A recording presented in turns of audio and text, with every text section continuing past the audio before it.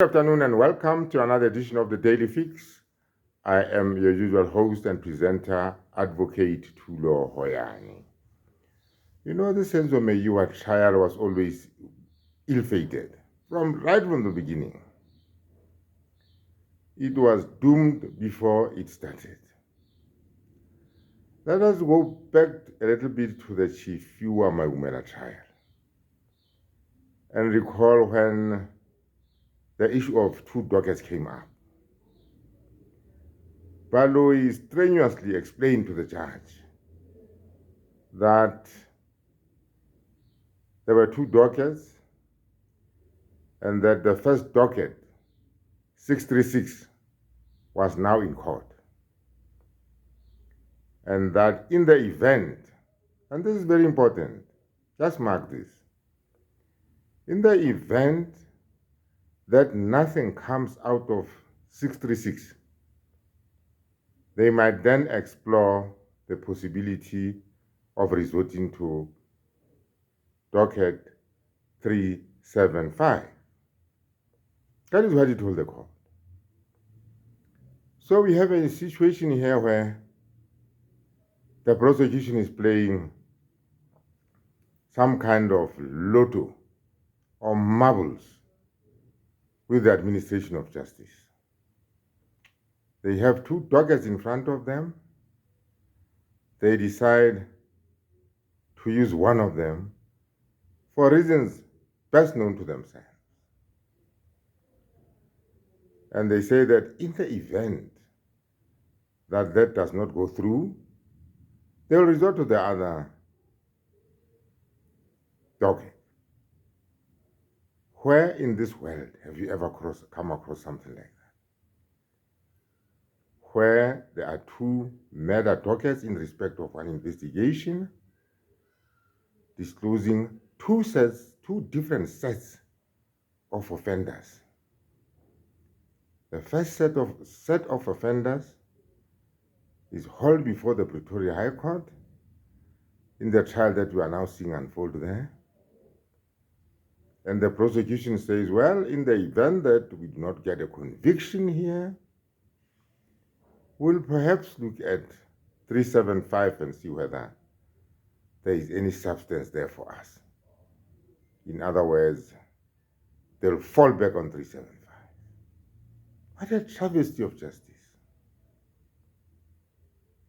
This leaves a lot of uncertainty, a lot of doubts, a lot of speculations around just what is happening around the Meyiwa trial. I wonder what the people driving this narrative, the people driving 636, think they're doing. Because, you know, the legal system requires certainty. There must be certainty. There must be an element of certainty. You cannot charge one set of people or one person and then in the alternative have another one ready to take his place. That is a travesty of justice. If they are both guilty, why don't you put them in that courtroom all at the same time? But this has been a selective process, you see. It's been a selective process. Because we know for a fact that Zandi Kumar was the mastermind, according to Kininda, the self-styled lead prosecutor in this matter. He has taken according to Kininda, they've taken the 5 men that we see in the Pretoria High Court, charged them with murder, and left out the mastermind. Now, there's a card that they're playing. Could also call this a game of cards. That's the card that they're playing now. They will throw everything into this game of cards that they're playing, and if it turns out that they do not get a conviction or the outcome that they're looking for, which in any event is obviously a conviction, they'll resort to something else, which is 375. I'm very worried about this. You'll recall that in the past I've written to a letter to the National Director of Public Prosecutions, Baloyi. Up to now, I've never had any response to that letter. You'll also recall that I wrote yet another letter to the Minister of Justice. I have not received even a single reply to those letters. Another letter went straight to the state president. I have not even received an acknowledgement for all three letters. It is as if nothing has happened. Whoever is the recipient of those letters in those respective offices is simply just shredding away those letters and telling himself or herself that, who does he think he is? Perhaps to him or her, census life does not matter. But for some of us, census lives matter. So there you are. This trial has been ill-fated in that sense.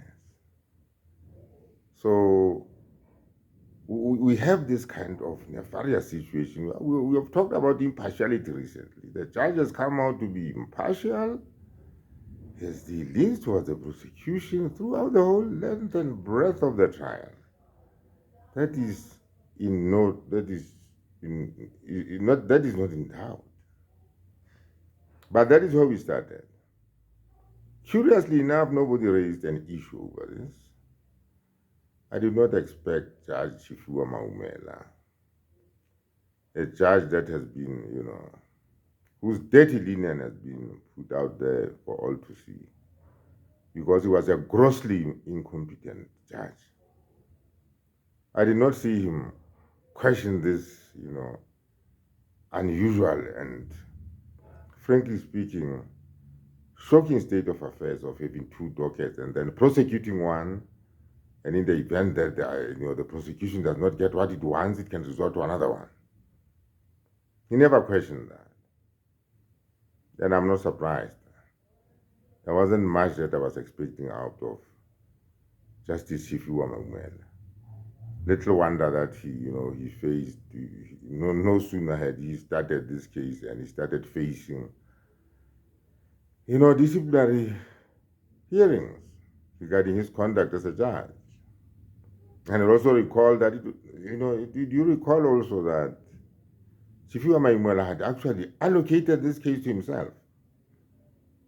Yes, we have the testimony of the judge president of the Gauteng division, who told the Judicial Conduct Tribunal against Judge Chifuwa Maumela that he was never allocated this matter. Right? He was only allocated the matter to sort of case manage it until it is trial ready. And then would have to refer it to the judge president, the deputy judge president, for allocation. After he had determined that it is trial ready, that judge just decided to go ahead and allocate the trial to himself. So we have had judges here, allocating matters to themselves. We have this prosecution with 1,000 dockets. What a travesty of justice. This is a gross travesty of justice. And it is a sad day for South Africa. Having said that, let me thank you for watching this video. And I'm very happy with the subscriptions and the views that I'm seeing. This initiative is growing by leaps and bounds. And as we grow by leaps and bounds, please don't skip those adverts. I will always say in almost every edition that they keep the home fires burning. Having said that, please have a nice afternoon and evening.